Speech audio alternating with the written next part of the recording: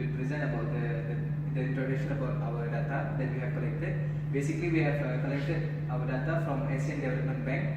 The name of our data is Basic Statistics according to the years, and you can see the statistic we have taken from 2019 until 2009. So we have taken all the data in the Asian Development Bank.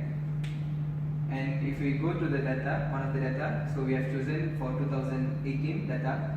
So in here we can see the row of the table shows the developing countries. Total of the countries that were portrayed here is 45 countries, and the column of the Excel table is showing the core indicator of the developing countries.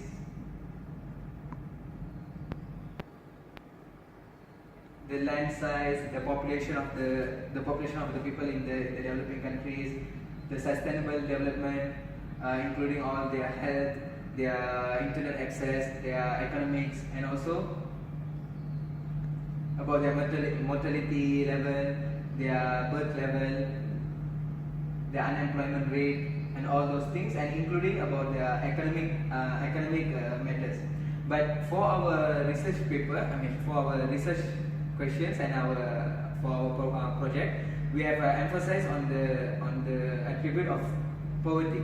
So we want to search about data, and we want to investigate on how poverty affects some aspects in the developing countries.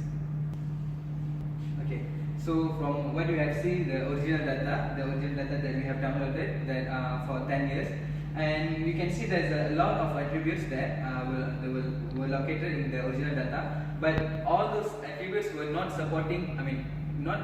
not necessary for our research question, which is related to poverty. So what we have decided is, as a team members, we have chose only 14 attributes from the original data to support our research questions, which is related to poverty. So in here, this is the final data that we have merged all the 10 years and the attribute that we have chosen from the original data. And basically, you can see all the attributes are somehow related to poverty and economics of the developing countries. And this column showing the year, and this is the attributes that support for the attribute of poverty. And you can see some of the here are some missing values, and these missing values we will modify the data in rapid manner using the transformation process. Later, my team members will present to you about the transformation process and other process that we have done in rapid manner. Assalamualaikum. Our first research question is, what is the impact of the economics towards the poverty, towards the people that living in the poverty in the developing country? For the first question, we categorize all the people that live inside under the national poverty line into 3 categories, which is low, medium, and high. From that, we for the low, the percentage is less than 10%, and for medium, the percentage is less than 20%, and everything besides low and medium will be considered as high. Okay, Assalamualaikum warahmatullahi wabarakatuh. Okay, next we move to the first research question, which is how economics and finance of a country affect poverty. Okay. As you can see, we use 3 things for our data transformation, which is replace missing value, generate attribute, and select attribute. The first one is replace missing value. When there is null value or missing value inside our data sets, we replace it with an average. And the next one is by generating attribute. From here, we generate new attribute from our data set, which is level of poverty. The first level of poverty is where the level is less than 10, and the next one is less than 20, and besides that, it will be considered as high.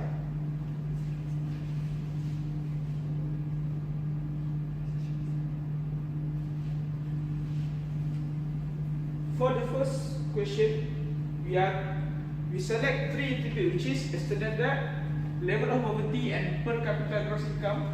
And from there, we set our role, which is the level of poverty, and our target role is level. And then we move to the cost validation. For the cost validation,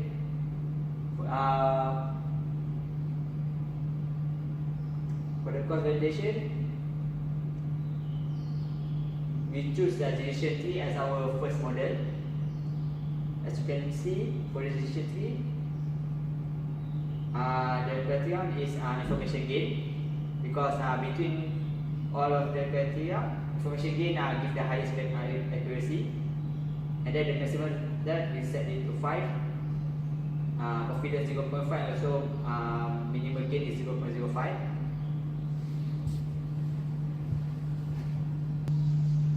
Okay, as you can see here, when the external debt is more than 4,835 million, it will compare to the GNI. And then when the GNI is more than 1730, it will compare again with GNI is more than 2630, and then the level of poverty is high. When the GNI is less than 260 US million, we will compare to the external debt, and when the external debt is lower than 1107 million, the prediction or the outcome of the poverty is low, and when the external debt is less than 1107, the level of poverty is high. And then as you can see here, if the external debt is less than 4,835 million, the outcome of the poverty level is high. And then if the external debt is more than 485 and the GNI is less than 170 million, and then we compare the external debt. If the external debt is more than 1808 million, the poverty level is high. If the external debt is less than 1808 million, it will compare to GNI, and if the GNI is more than 1345, the poverty level is medium, and if the GNI is less than 1345, the level of poverty is high. As you can see here, this arrow is a bit thicker than another arrow. That it shows that the prediction is more toward high level of poverty. As you can see, this is the performance part of the cost validation. The accuracy that we get is 75.33%. Based on this table, we can indicate that if the poverty level of a nation is high, the economic level of the country is low, which means that the country is more toward external debt. Okay, next we want to show the consistency of our prediction. We use naive Bayes as our second model. So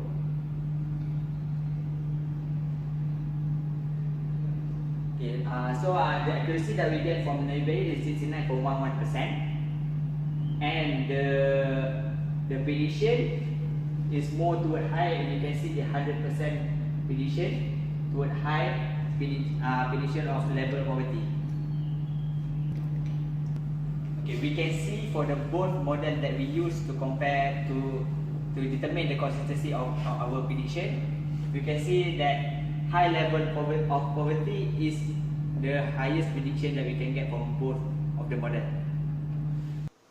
As a conclusion, we can see that economics really affect the poverty people inside the developing country, because we can see that most of them are inclined towards the high level of the poverty people inside the developing country.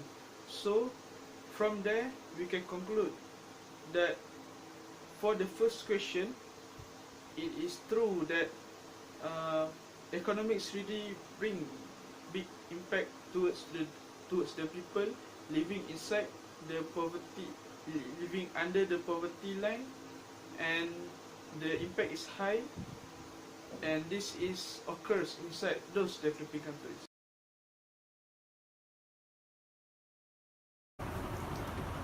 Okay, now we will see the first research question. How poverty affects the health of people in developing countries? Why we have to choose this question? For your information, developing countries are countries that are growing and have a good sustainable growth and development in their countries. Although these developing countries can possess their good name in many aspects for their development, but they also suffer with poverty. What is this poverty? How they affect people in developing countries? And how huge is the impact of poverty in certain developing countries? So, we will use our research question as a platform to find out how poverty affect the health of people in developing countries. Poverty have a huge impact in many aspects. For example, education, health, economics, and many more. But we emphasize on health because health is a main thing for human being. So based on our research question, we will see on how poverty have an impact on health of people in developing countries. Okay, for the next question, for the second question, the question is how the poverty of the country affect the health of the people in the country.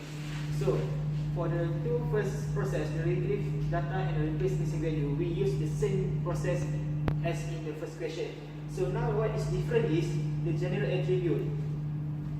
Here, we put a new attribute, we name this as level DB, where we put a function expression.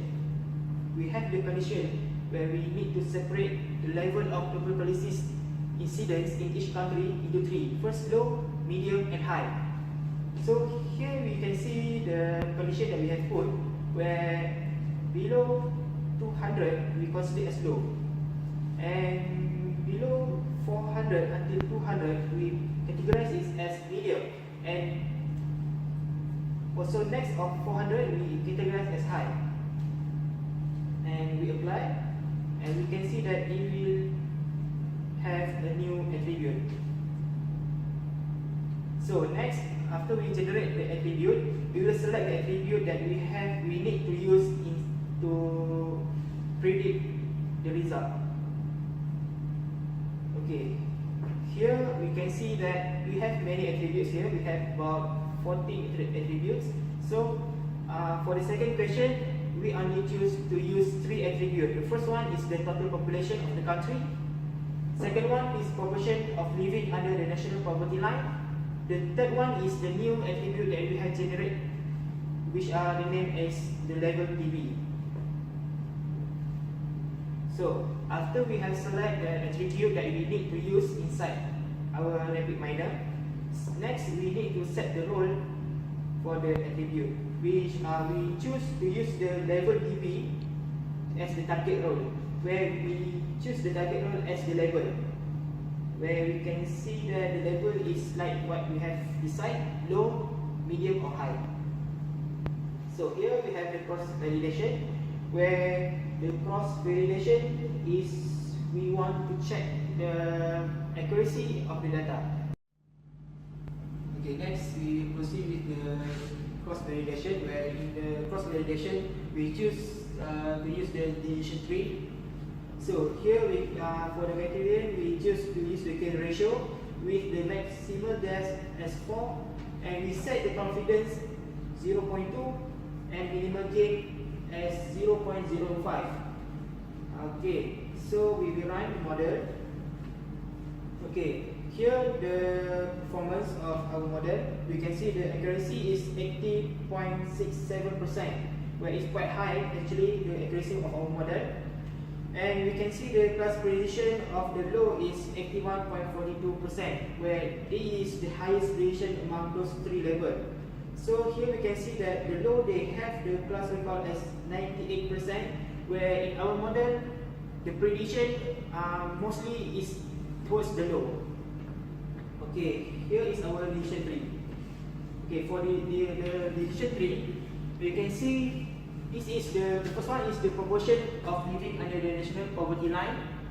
If the proportion is bigger than 48.3, so it will compare again the proportion of living under the national poverty line, where the next comparison we can see that if the proportion is still higher than 49.95, so we can see that in that particular country we have the medium amount of the tuberculosis incidence. So next, if the proportion is lower than 49.95%, it will compare again with the total population of the country. So if the total population is higher than 1.13 million, so what we will do is our system predicted that here will be the high tuberculosis incident in the country, and if the total population is lower than 1.13 million, there will be a medium incident of tuberculosis in the country. So next we will proceed with the proportion that are lower than 48.3, the proportion of living under the national poverty line. It will compare again with the total population. So we can see here, if the total population is higher than 93.845 million, it will be compared with the total population, where here we can see that the total population is 232.775 million, where in that particular country we will have low incidence of tuberculosis. And if the population is lower than 232.775, there will be a medium incidence of tuberculosis in that country. And here we can see if the total population is lower than 93.845 million. Okay. So if the total population is lower than 93.845, so we can see in that particular country there will have low of incidence of tuberculosis in that country. And if we see here, you can see that there are a thick line connected from here until the low one, where it shows that in our model there are many of the low incident was being predicted. Okay guys, I hope you understand what my friend previously have presented to you, the processes in rapid mining, including cross-validation, selecting the attributes, and also set the role for the attributes. And I hope you can understand and manage to follow up with the processes that my friend have presented to you. You might think why we have to choose this technique. There's a lot of technique that we can use for as a model to support our question. There are naive Bayes, decision tree, and also KNN model. But we have chosen decision tree because decision tree have shown the accuracy of around 80%. So we can see this 80% from the model, showing that this model is accurate around 80%, and it support our question. And I would like to conclude these findings towards our question. From our model, which is decision tree, we can sum up that the poverty level of a developing country, as it is getting low, the health of the people, which indices by the tuberculosis, which is TB, is getting low. So what we can conclude from this is, what we can get an idea from what can we interpret from this one is, we can tell that poverty does affect the health of people in developing country, but as it get lower, as the poverty level of the developing countries getting lower, they can overcome the health problem among their people. Thank you. Alright, as a conclusion to the both question, which is, does economics affect the people living under the national line inside the developing country, And the second question is about does